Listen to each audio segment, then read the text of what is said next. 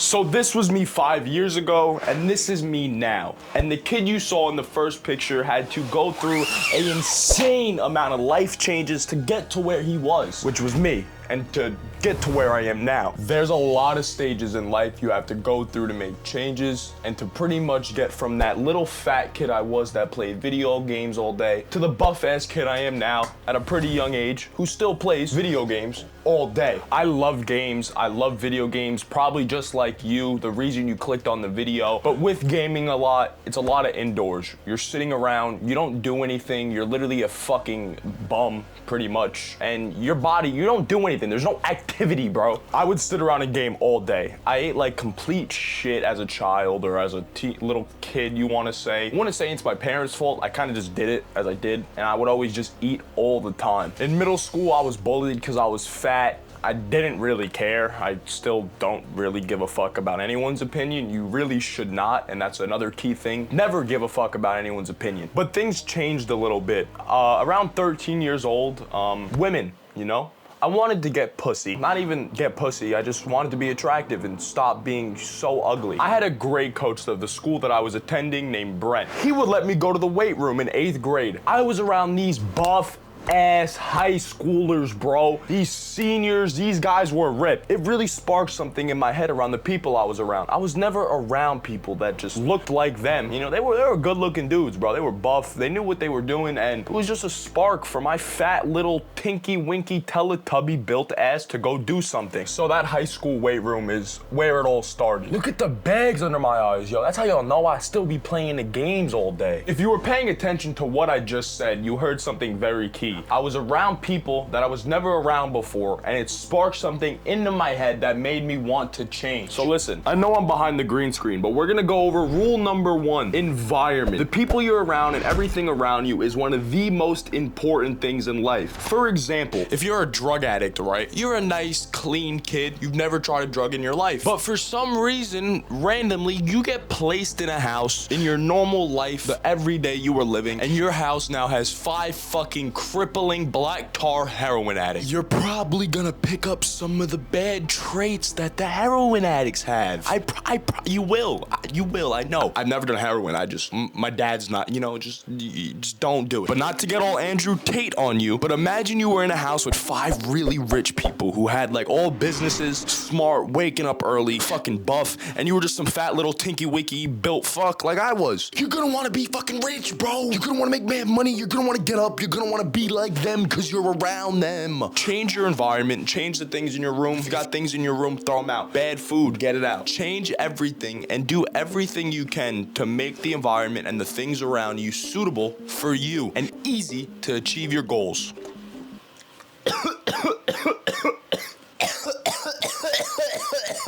All right, if you're wondering why my eyes are like this, that just happened. But next part. So let's get on to stage number 2. Stage number 2 is the most important thing of all the stages of what we're going to go over. But first, I want to play some Minecraft. All right, stage number 2, the most important thing of all the stages that we're going to go over. This isn't implemented right, or even in your life or anything.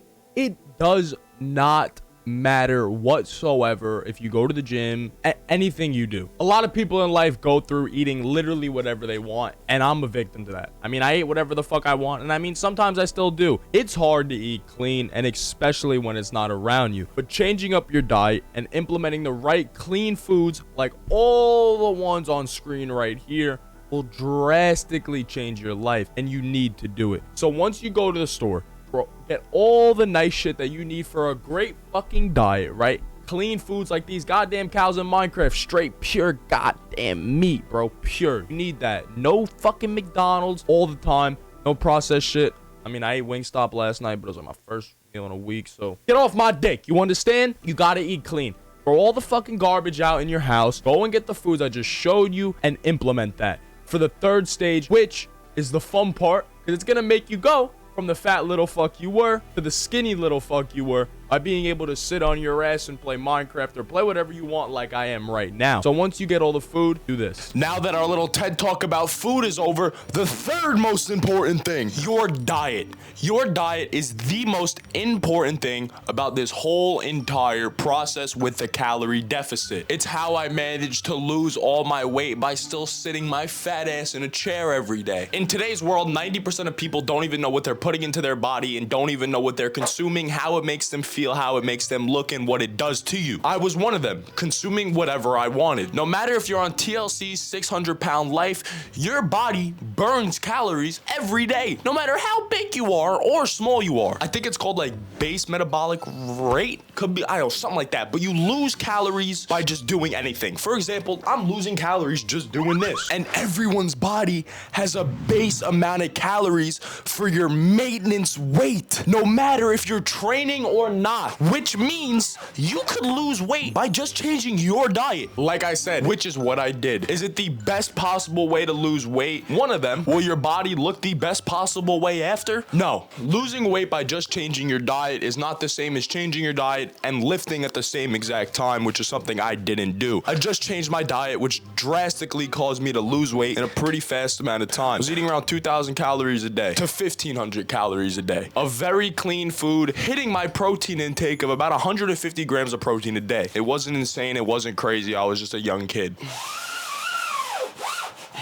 You see calculator.net right there. You're gonna go over there, you're gonna enter all your information in, and you're gonna put 200 calories under your maintenance limit that it gives you. And that's how many calories you're gonna eat a day. And you're gonna eat that amount of calories for a very, very long time. Over time, you're gonna lose weight, but it's not an easy and fast process. You have to be a dog. It's going to take time just for the losing weight part. I'm not even talking about the building muscle part. Everything in life's a process. You can not rush anything, and especially the gym. I promise you, every fucking jacked person, that shit takes time. Even if they're on steroids, bro, that shit takes so much time. It's a thing that is a fun thing to learn, and you have to fall in love with the process. So a bunch of months have went by on the calendar. You changed your diet, you changed your environment, you changed the food you eat, and you were managed to able to lose a bunch of weight by just changing your diet like I said you could, and staying disciplined. But now you want to be fucking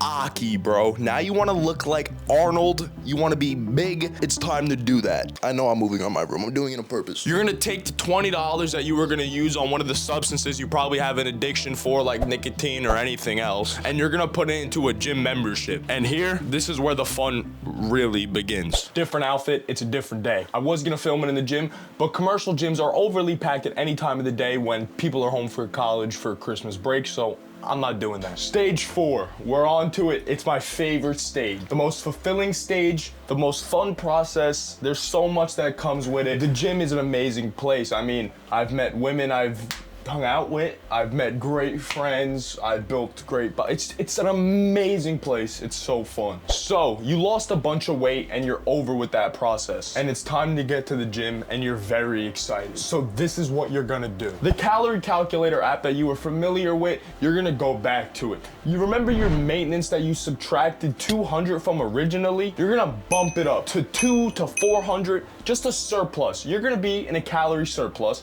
compare to a calorie deficit. Big words, bro. It's insane. So now you got the diet, you got the weight loss, you got the gym now, but you haven't gone yet. It could be pretty intimidating at first. So don't worry, I got you covered. There's gonna be a little bit of a brief workout plan in the description of the video. Nothing crazy, but it's gonna give you some basic exercise to do for 5 days a week. And make sure you're eating right, bro. Doesn't matter if you're going to the gym, if you're eating like shit all the time. Sometimes it's okay. I mean, I got a little Dunkin' Donuts I had, so it's good sometimes, but not all the time. So here's a bunch of progress pictures to show not to give up, because over time, this shit does work. Here's me, you know, at the start, right? Here's me, you know, after my weight loss. After a little bit, you know, skinny, 160 pounds. I was like 5'10", I was tiny, bro. I think I was less than that, maybe like 150. Beginning gym stage. About 2 years ago, when I first started going to the gym, I was skinny fat, not a good body. Newbie gains. So the first few months in the gym,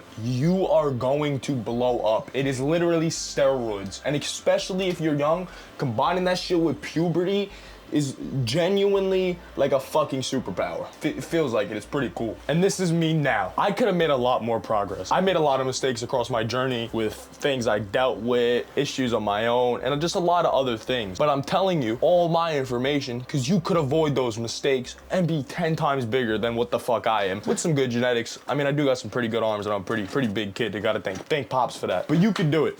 So, knowing that, let's get into the last and final stage, which is the most important part of the whole entire thing. So you know to change your environment, you know your diet, you know to go into a calorie deficit, you know to go to the gym. But there's one last thing that matters most, and if you don't implement it, nothing matters. You're in control of literally everything in your life, no matter what happens. Whether you're not where you want to be, whether your body's not what it wants. I mean, I'm guilty of it too. I mean, I've said I'm going on cuts, I said I'm gonna have this type of body by then, but I sometimes don't even put in the work. Even though I'm showing you all the work I've put in, it wasn't all 100%, and I can do better. Just make sure you're always trying your hardest and know that you could always be doing better. And I promise you'll make the progress you want. And I know you could do that shit.